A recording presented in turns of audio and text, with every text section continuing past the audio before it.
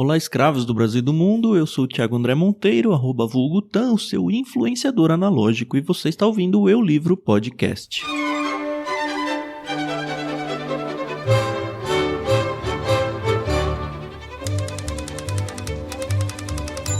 A dica de hoje é o livro The Underground Railroad, Os Caminhos para a Liberdade, do autor Colson Whitehead.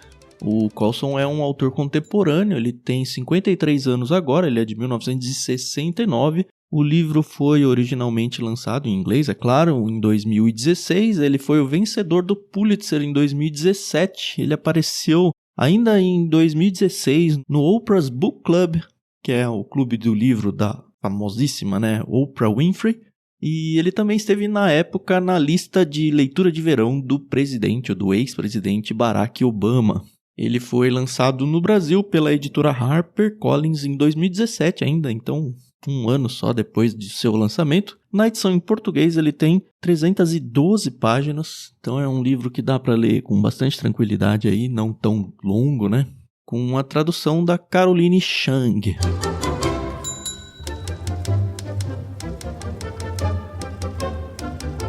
Esse livro é bem interessante, foi a minha primeira experiência com um livro que fala sobre a escravidão. Ele é uma ficção, ele não se propõe a ser uma história verídica. A ideia mesmo de ter trens subterrâneos que salvam os escravos aí, que tentam resgatar os escravos, é algo que, de verdade, acho que não existiu. Existia esse termo aí, o underground, mas a ideia de túneis, não de trens transitando lá. Então é um livro de ficção, ambientado aí em 1800 e alguma coisa, nos Estados Unidos, os principais estados aí do sul. E o livro ele é bem interessante, a divisão de capítulos dele.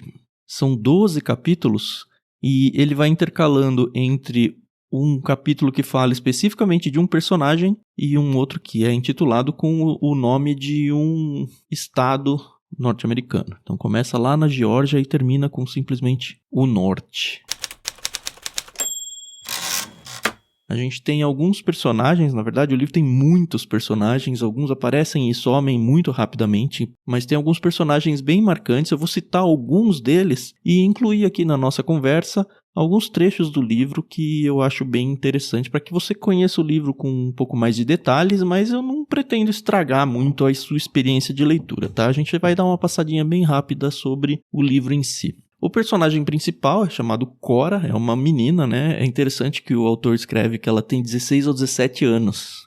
E ele não crava exatamente essa idade, justamente porque uma das coisas que ele menciona nos escravos é que eles não sabiam ao certo a própria idade. Tem inclusive um personagem chamado Jockey, que é o escravo mais velho lá da fazenda de algodão dos irmãos Randall. A gente vai falar um pouquinho sobre esses irmãos daqui a pouquinho. Ele faz aniversário quando ele acha que é a hora de fazer aniversário, às vezes 2 vezes por ano. Ele não tem muita noção. Então, quando o ambiente está muito tenso ou alguma coisa que ele sente que é necessário algum tipo de desafogo assim, na realidade dura da vida deles lá como escravos, naquele contexto é permitido que os escravos se juntem ali para alguma festa. Então, o jockey decide que chegou a minha vez, agora é o meu aniversário, e aí fazem uma festa.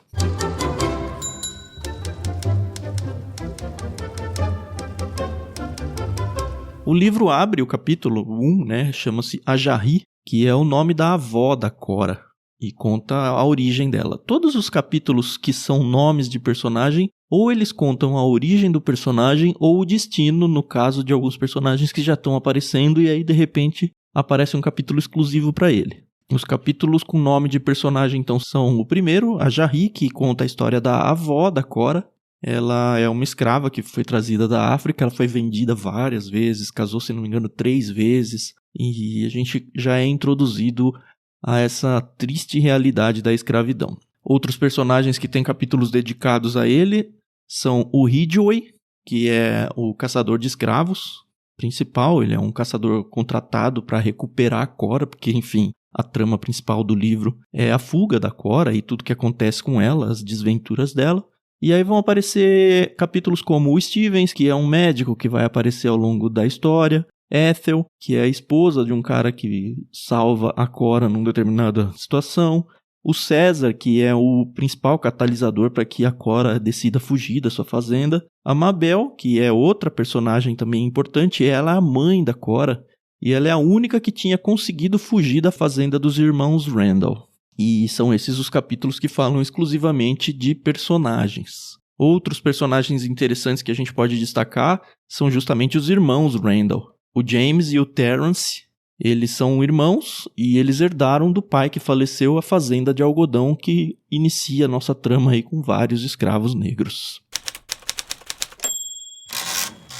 O Jockey, como eu falei, e eu vou pontuar de novo porque é um texto que eu pretendo ler aqui para vocês, ele vai fazer parte da narrativa. Ele é o escravo mais velho dessa fazenda. A gente tem o César, que é um escravo que convence a Cora a fugir.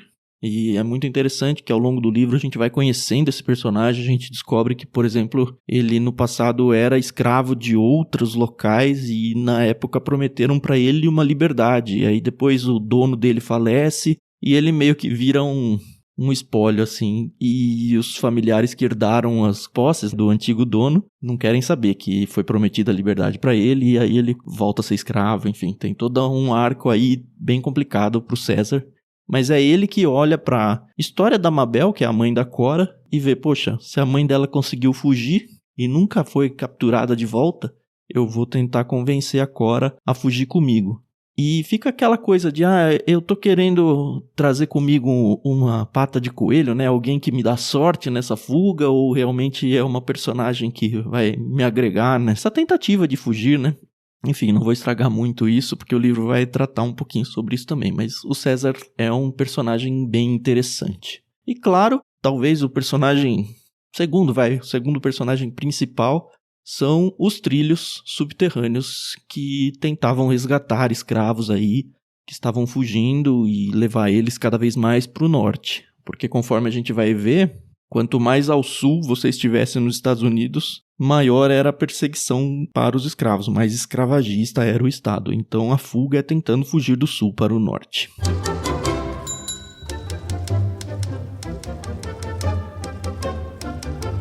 Com isso, a gente chega nos capítulos que são os estados, né, os locais. São 6 locais que aparecem aqui no livro: Geórgia, Carolina do Sul, Carolina do Norte, Tennessee, Indiana e, finalmente, o Norte.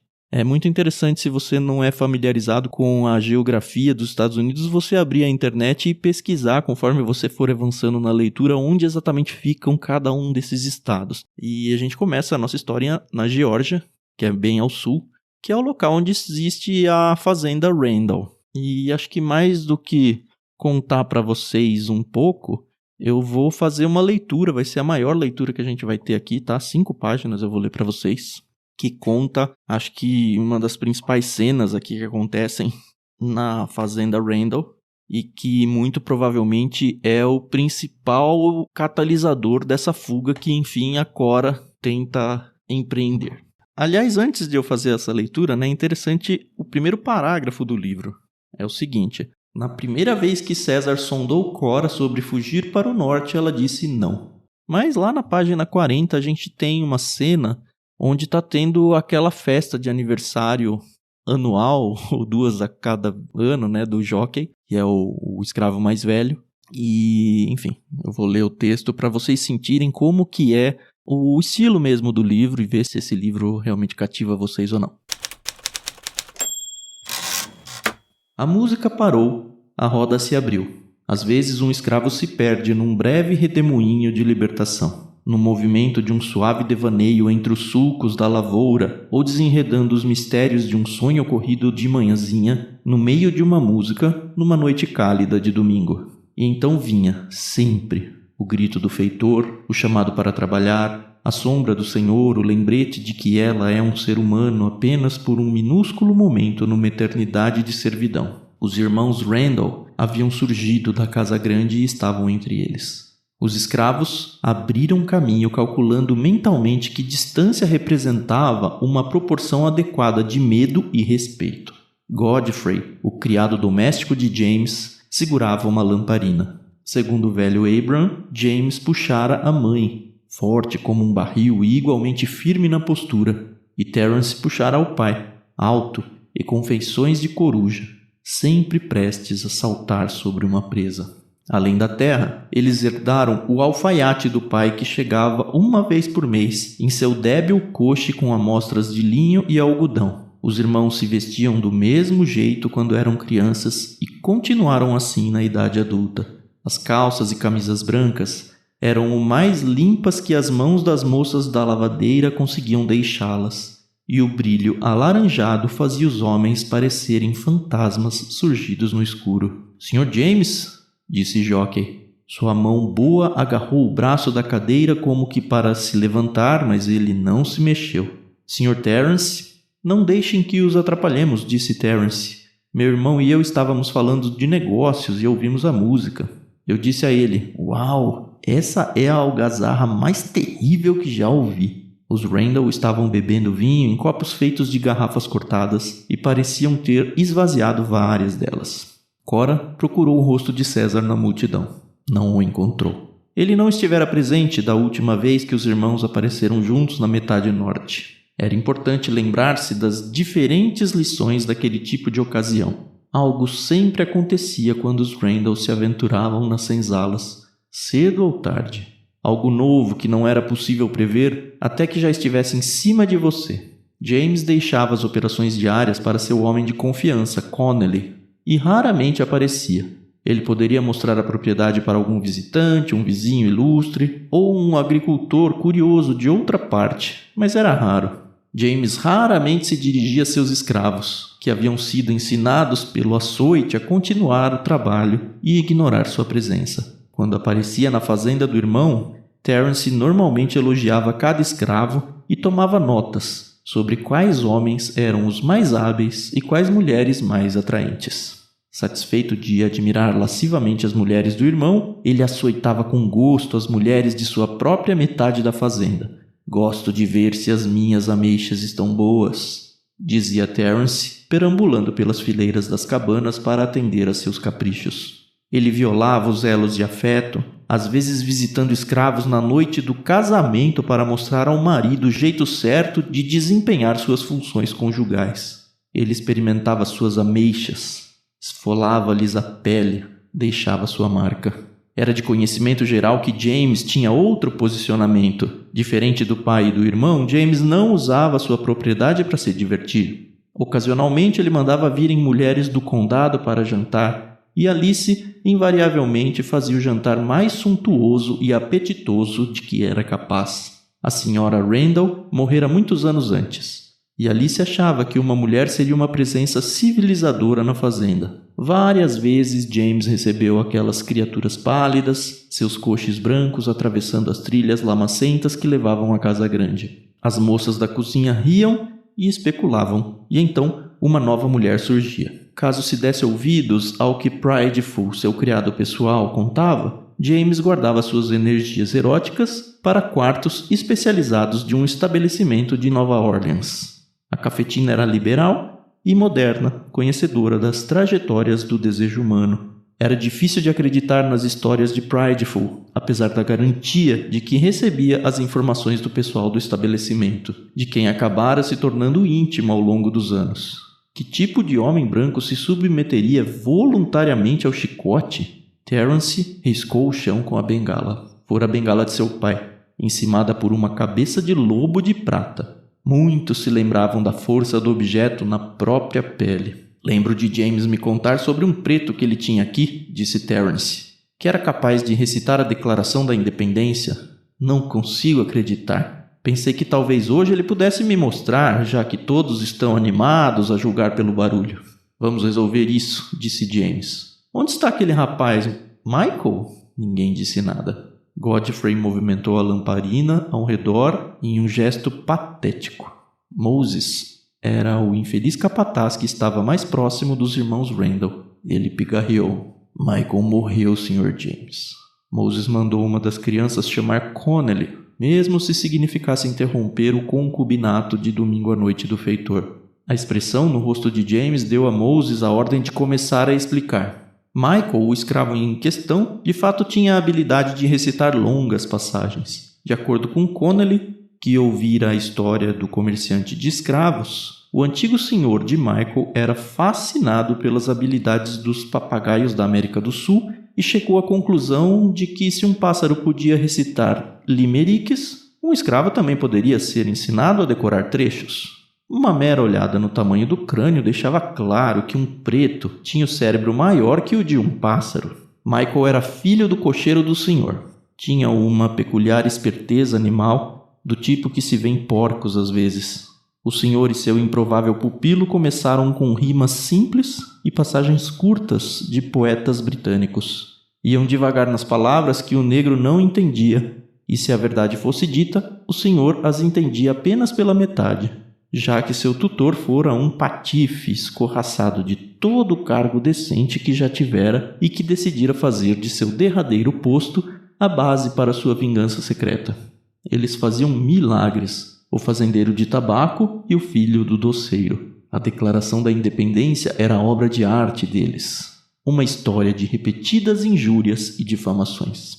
A habilidade de Michael nunca foi mais do que um truque para ser exibido, deleitando os visitantes antes que a discussão se voltasse, como sempre acontecia, às reduzidas faculdades dos negros. Seu proprietário perdeu o interesse e vendeu o garoto para o sul. Quando Michael chegou à fazenda Randall, um tanto de tortura e punições haviam perturbado seu juízo. Era um trabalhador medíocre, reclamava de barulhos e feitiços negros que anunciavam sua memória.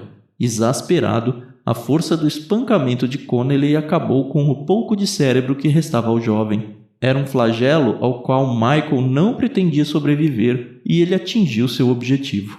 "Eu devia ter sido avisado", disse James, claramente contrariado. A recitação de Michael fora uma diversão e tanto nas 2 vezes em que ele chamara o preto para exibir a visitantes. Terence gostava de provocar o irmão. "James", disse ele, "você precisa ter um controle melhor da sua propriedade.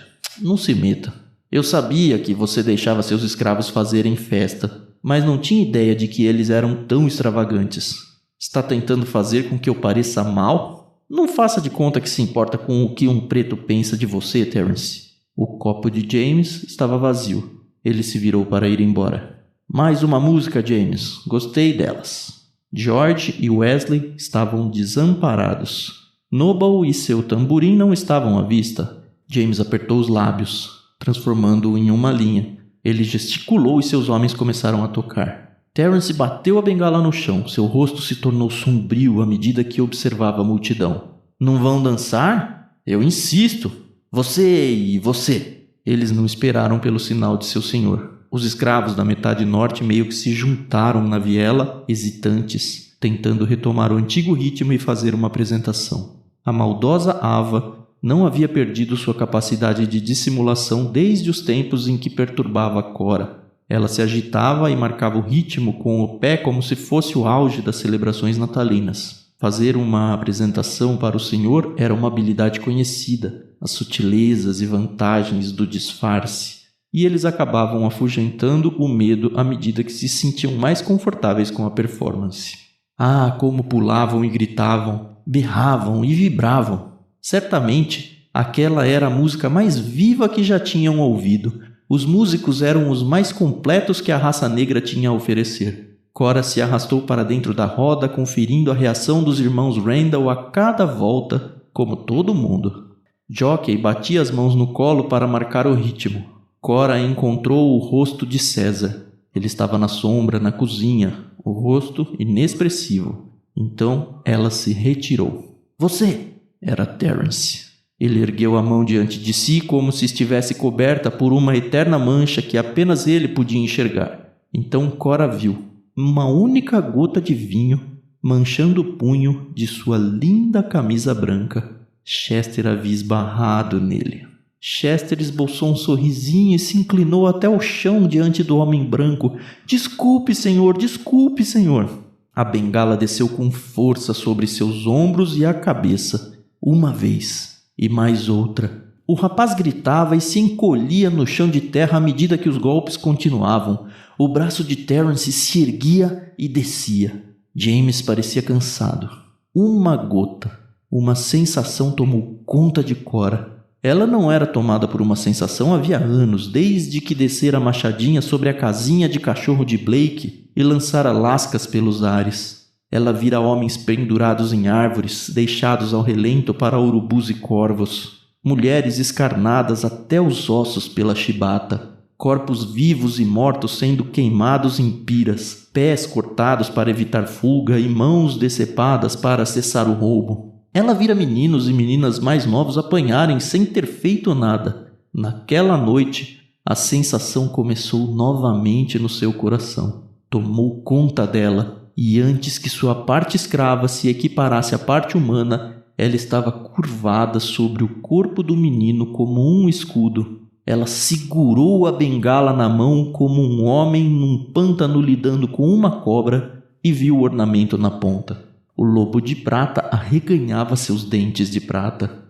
Então, a bengala foi tirada de sua mão, desceu sobre sua cabeça, voltou a descer com força, e dessa vez, os dentes de prata atingiram seus olhos e seu sangue se espalhou pelo chão.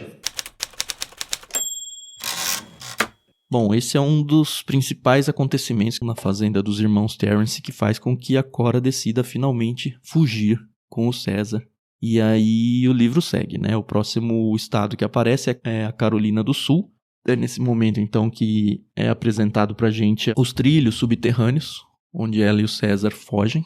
E aí começam a aparecer novos personagens em cada cenário, né? Lá na Carolina do Sul, na verdade, nessa viagem, né? Já aparece o primeiro agente da estação, que é o Sam. É um personagem bem legal que vai continuar com a gente aí uma boa parte do livro. E aí a Cora chega na Carolina do Sul, onde ela troca de nome, né? A gente é apresentado a senhorita Lucy, que cuida da papelada para realocar os escravos que estão fugindo. Então ela assume uma nova identidade. Ela começa a trabalhar, ela se torna uma doméstica, meio babá de uma família lá. Conforme o tempo passa lá, ela se torna figurante num museu. Então é um museu que tem 3 cenas. E aí mistura bonecos com pessoas, assim como se fossem atores mesmo atrás das vitrines.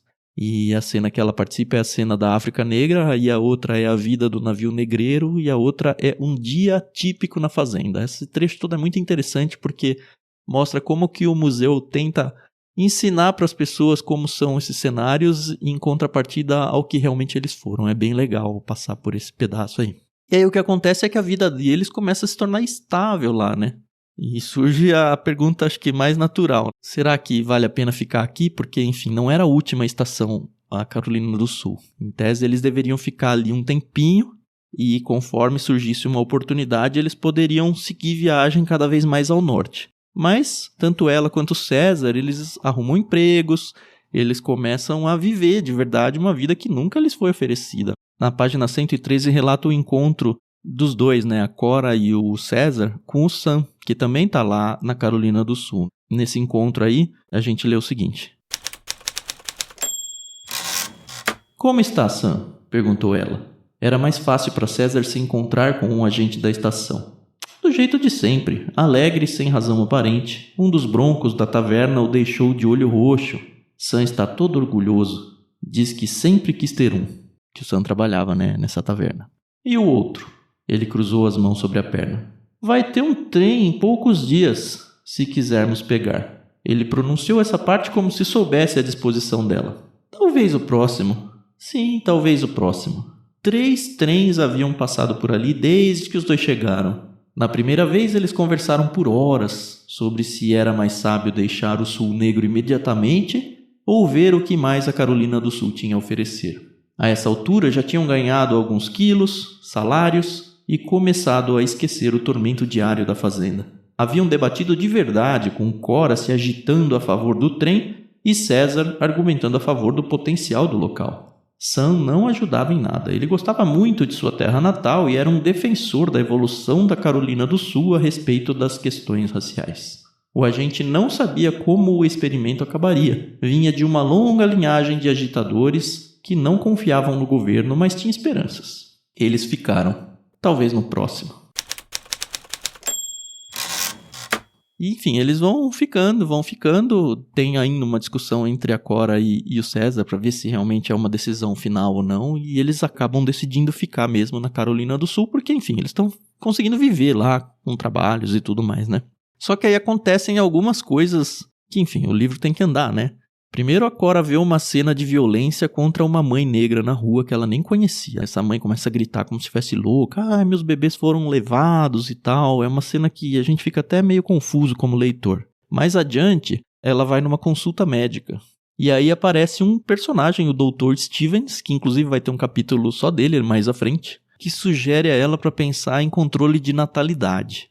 De início já parece algo meio estranho assim para a história, né? Mas mais adiante a gente fica descobrindo por quê. O livro revela, por exemplo, que os negros estavam sendo usados para estudos médicos, para a evolução da medicina, enfim, eles precisavam de cobaias. Então eles usavam os negros tentando convencê-los de uma maneira mais calma de que seria bom para eles. Mas a gente já percebe que eles estão sendo tratados como animais, na verdade. Essas coisas fazem a Cora começar a questionar se de fato vale ou não a pena eles continuarem na Carolina do Sul. Na página 133 tem um relato assim, olha. Ela dormiu muito mal. Nos 80 beliches, as mulheres roncavam e se reviravam sob os lençóis. Haviam se deitado acreditando que eram livres do controle dos brancos e das ordens sobre o que deveriam fazer e ser, que decidiam sua própria vida, mas as mulheres ainda estavam sendo tratadas como gado e domesticadas, não como simples mercadoria como antes, mas como gado, criadas, castradas, aprisionadas em dormitórios que eram como gaiolas ou viveiro de coelhos. Enfim, tudo isso começa a fazer com que a ficha da Cora, pelo menos comece a cair, né? Até que no fim do capítulo aparece o Ridgway, que é aquele caçador de escravos, em busca dela. É importante mencionar que na primeira fuga dela lá da Geórgia, acontece uma cena onde ela acaba matando um dos meninos que estava tentando capturar ela. Então ela não é só procurada como uma escrava fugitiva, mas como uma assassina também, apesar dela ter feito isso só para se defender. Enfim, isso aí é importante para o livro. Fato é que o Ridgway, que é o caçador, aparece e é o estopim que precisava para que eles de fato fujam da Carolina do Sul e continuem aí nos trilhos subterrâneos. E aí aparece então, intercalado, como eu falei, né, pelo capítulo Stevens, que vai contar um pouco sobre o médico, aparece o estado da Carolina do Norte.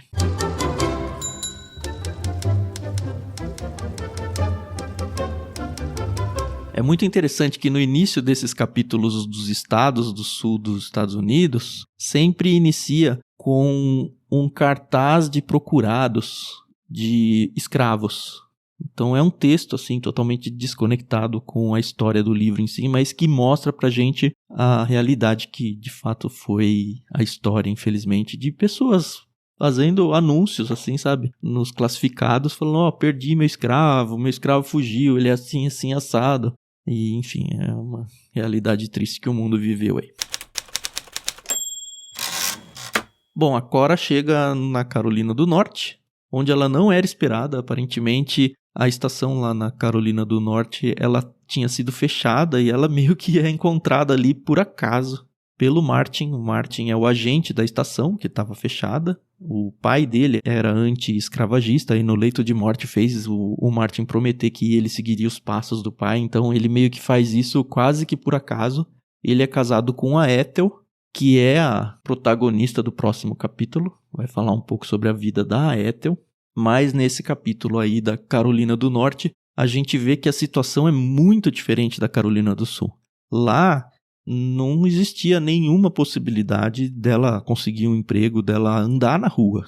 Então o que acontece é que o Martin leva ela escondida para casa e ela fica meses e meses e meses escondida no sótão da casa do casal. Esse trecho me lembrou muito a minha experiência de ler o Diário de Anne Frank. Eu não sei se você já leu sobre esse livro, mas tem assim muita coisa parecida com isso. Eu vou ler também mais uns trechinhos aqui para vocês, só para ambientar um pouco de como está a situação aqui. Na página 163 a gente lê o seguinte, é uma preocupação da Ethel conversando com a Cora que está escondida. Ethel olhou para Cora pela primeira vez, seu rosto rígido emoldurado pelo alçapão. A empregada vem de tempos em tempos, disse. Se ela ouvir você, vai nos entregar e vão matar a todos nós. Nossa filha e sua família vão chegar hoje à tarde. Eles não podem saber que você está aqui. Está entendendo? E esse desespero vai acompanhando a gente, né? Ela fica não só no sótão, mas ela tem que ficar super em silêncio para que não faça nenhum barulho na casa e ninguém suspeite que tem uma pessoa escondida ali. Na página 165 diz: na Carolina do Norte a raça negra não existia a não ser na ponta de uma corda. E é muito triste de ver, né? Porque nesse capítulo a gente descobre uma trilha chamada Trilha da Liberdade.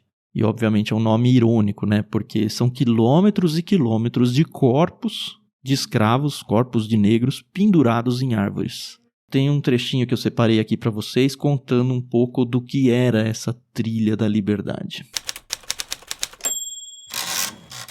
Os corpos pendiam de árvores, como enfeites apodrecidos. Alguns estavam nus, outros parcialmente vestidos, as calças enegrecidas no ponto onde os intestinos se esvaziavam quando eram enforcados. Feridas e machucados enormes marcavam a carne dos que estavam mais próximos dela. Os dois pegos pela luz da lamparina do agente da estação. Um fora castrado, uma feia boca se abrindo onde antes estivera sua virilidade. O outro era uma mulher, a barriga protuberante. Cora nunca fora muito boa em distinguir um corpo de grávida. Os olhos esbugalhados deles pareciam recusar o olhar dela. Mas o que era a atenção de uma moça, perturbando o descanso deles, comparado a como o mundo os havia flagelado desde o dia em que chegaram a ele?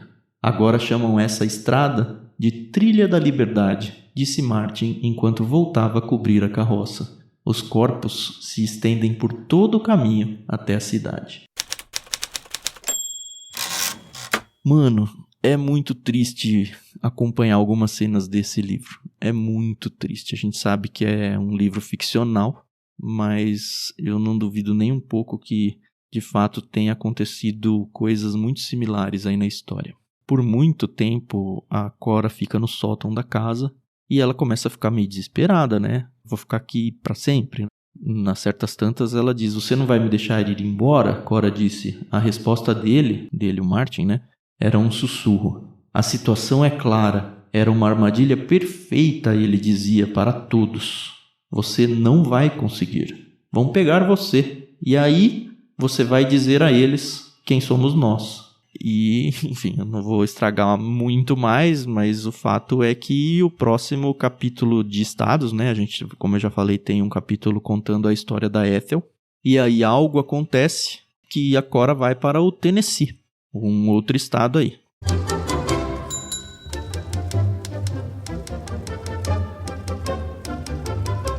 Lá aparece de novo o Ridgway, o caçador, enfim. É um livro também de gato e rato, sabe? Ele correndo atrás dela, ele desesperado para pegar ela. Muito mais porque a mãe dela, a Mabel, foi a única escrava que fugiu e que o Ridgway não tinha conseguido recapturar.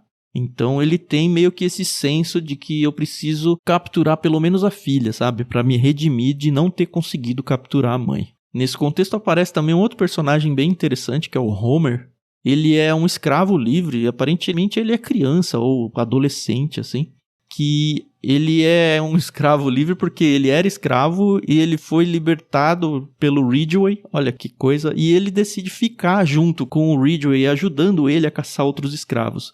Essa é outra coisa que aparece com bastante frequência no livro. O quanto os próprios escravos não se ajudam ou, num certo sentido, se perseguem, sabe? Dentro da sociedade, lá na Fazenda Randall ainda, a gente vê uma sociedade de escravos onde tem muita sacanagem entre eles, no sentido de um querer o mal do outro, um fazer o mal pro outro. E aqui a gente vê esse personagem, o Homer. E, assim, a história dele é bem interessante também. Tem um trechinho dele que fala assim, olha... Cada noite, com cuidado meticuloso, Homer abria sua bolsa a tiracolo e tirava um par de algemas. Ele se algemava ao assento do condutor, guardava a chave no bolso e fechava os olhos. Ridgway pegou Cora observando. Ele diz que é o único jeito que consegue dormir. Homer roncava como um velho rico todas as noites. Então a gente vê que mesmo ele tendo a liberdade... ele precisa, de alguma forma, se sentir escravo para conseguir dormir, sabe? de novo, assim, é um livro que mexe com os nossos brios. Enfim, eles estão agora no Tennessee e todo o cenário de lá é diferente do que foi a Carolina do Sul e a Carolina do Norte, né? Lá no Tennessee a gente tem um cenário de estiagem, tem um grande incêndio que destrói uma cidade inteira, tem uma pandemia de febre amarela na região, e aí, de novo, algo acontece para que a Cora consiga fugir dali do Tennessee e seguir para Indiana, que é o próximo estado americano que a gente vai. Lembrando que antes disso tem mais um capítulo falando só de um personagem, e dessa vez aparece um capítulo César, que vai contar pra gente o que aconteceu com o César.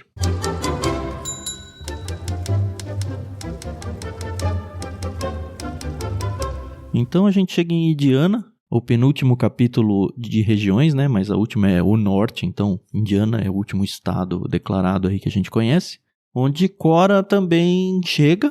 Não vou dizer como as coisas aconteceram, né? Enfim, tem que ter graça ler o livro. E lá ela começa a ter aulas. Uma coisa que pode parecer super natural, mas na verdade não é, né? Lá quando ela estava na Carolina do Sul, uma pessoa estava ensinando ela e falou: olha, na Carolina do Norte o que estamos fazendo é crime. Eu seria multada em $100 e vocês receberiam 39 chibatadas. Esse era o contexto de vida aí dos escravos. E lá em Indiana, então, ela aparentemente tem um pouco de paz, porque ela faz parte de uma comunidade de negros na fazenda Valentine, que é de uma família de sobrenome Valentine, é um lugar de refúgios para negros. E aí vem aquela coisa de novo, né? Será que a vida aqui é tranquila? Será que é uma vida segura? Tanto que o autor traz o seguinte, olha: entregara-se facilmente demais as promessas da Carolina do Sul. Agora uma parte amarga dela recusava os tesouros da fazenda Valentine, mesmo à medida que a cada dia uma parte abençoada florescia. Então a gente vê esse desespero aí de, puxa, será que realmente eu posso, enfim, sossegar ou não deveria e tudo mais? Se a gente for pensar, é uma vida bem dura, né? Quando que a gente pode ter certeza de que, de fato, tá tranquila? Um pouco à frente, ainda nesse mesmo capítulo, tem o discurso de um outro personagem que diz assim: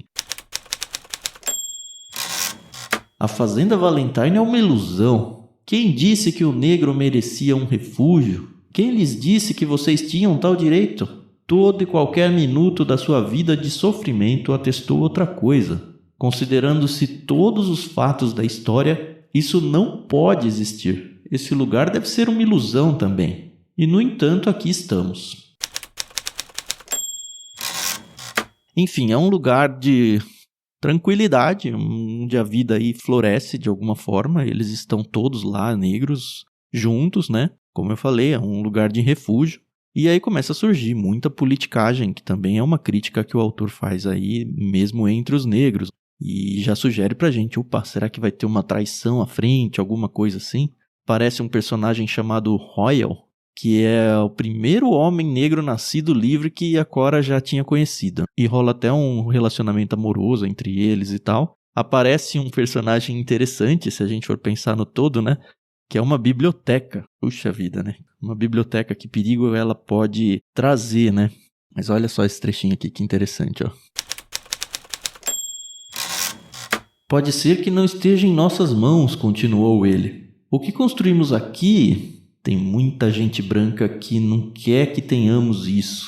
Mesmo se não suspeitam da nossa relação com a ferrovia, olhe em volta. Se eles matam um escravo por aprender a ler e escrever, como acha que se sentiriam quanto a uma biblioteca? Estamos em uma sala cheia de ideias demais para um homem de cor, ou para uma mulher de cor.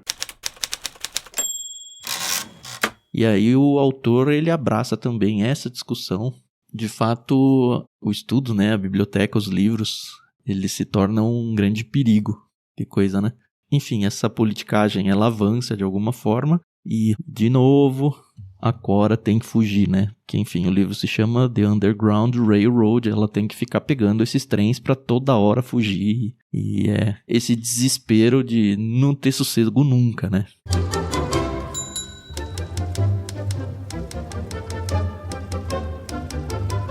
E aí, mais uma vez, aparece um capítulo, então, que vai contar sobre a Mabel, que foi o tempo todo um personagem recorrente na mente da Cora. Será que eu vou encontrar minha mãe? Para onde será que ela foi? Como será que se deu a fuga dela? E enfim, o último capítulo que fala especificamente de um personagem conta pra gente, leitor, o que de fato aconteceu com a Mabel. E olha, eu vou dizer pra vocês que esse capítulo é sensacional. Eu não vou dar nenhuma dica de tudo que aconteceu com a Mabel aqui, mas o livro inteiro vale só por causa desse capítulo aqui. É muito, muito bom.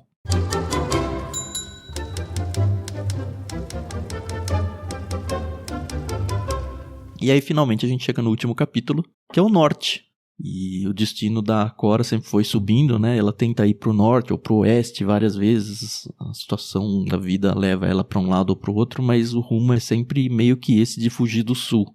E eu não vou contar nada desse capítulo, enfim, é o último capítulo, né? Mas é interessante que, como eu disse para vocês no começo do episódio, cada capítulo que menciona uma localidade dos Estados Unidos, ele abre com um cartaz de procura-se.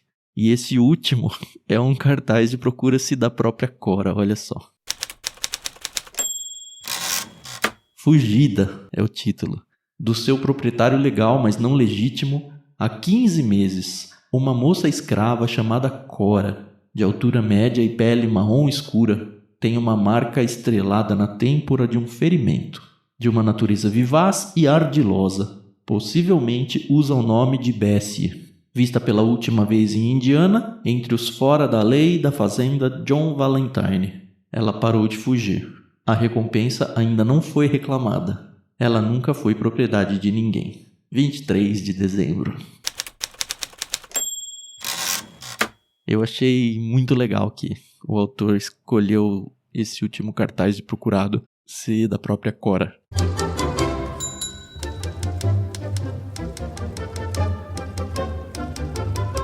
Enfim, o livro, como eu já disse, foi a minha primeira experiência de um livro sobre a vida de escravos.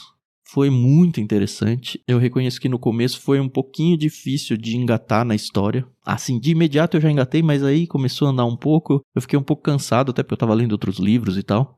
Mas ainda bem que eu retomei a leitura dele e depois que realmente engrena a história, você não consegue parar ele não. Fica de dica aí para você ouvinte aí do Eu Livro. The Underground Railroad, Os Caminhos para a Liberdade, não à toa aí vencedor do Pulitzer, do grande autor nova-iorquino Colson Whitehead, pela editora HarperCollins. Se você quiser ler esse livro, eu recomendo realmente. A gente vai deixar um link aí na descrição. Aliás, aproveitem o link da descrição aí para vocês retribuírem esse trabalho nosso. Tudo que vocês comprarem na Amazon, seja esse livro ou qualquer outra coisa, partindo desse link que tem na descrição aí, que também você pode digitar, é eulivro.com.br/Amazon, vai te levar para o site da Amazon, e todas as compras que você fizer ali, você vai remunerar a gente com uma comissão e nenhum produto que você escolher vai custar mais caro por isso, tá? Pode ficar tranquilo. Então, ao invés de você fazer algum tipo de transferência, Pix, para remunerar a gente, só compra alguma coisa para você. Sempre que você for comprar alguma coisa para você, lembre-se de partir então de eulivro.com.br/Amazon. E aí você vai estar contribuindo para que esse projeto aqui do Eu Livro continue. Espero que vocês tenham gostado desse episódio. Foi um episódio um pouquinho mais longo, apresentando um livro recente que eu li aí. E vamos ver se eu vou continuar fazendo isso nos outros livros que surgirem aí na minha vida. Lembre-se que vocês podem fazer leituras coletivas na nossa parceria com o Clube Ictus. Eles têm um canal no Discord, então para você fazer parte é de graça. É só acessar bit.ly/leitura coletiva. É um grupo aí que tem crescido bastante e se você quiser interagir com a gente, estamos por lá e vai ser uma delícia ter você conversando com a gente todo dia aí também. Até o próximo episódio então. Tchau, tchau.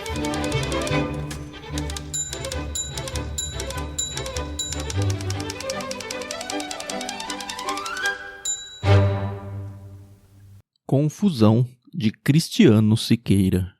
Vou acabar com a sua raça, disse o antirracista.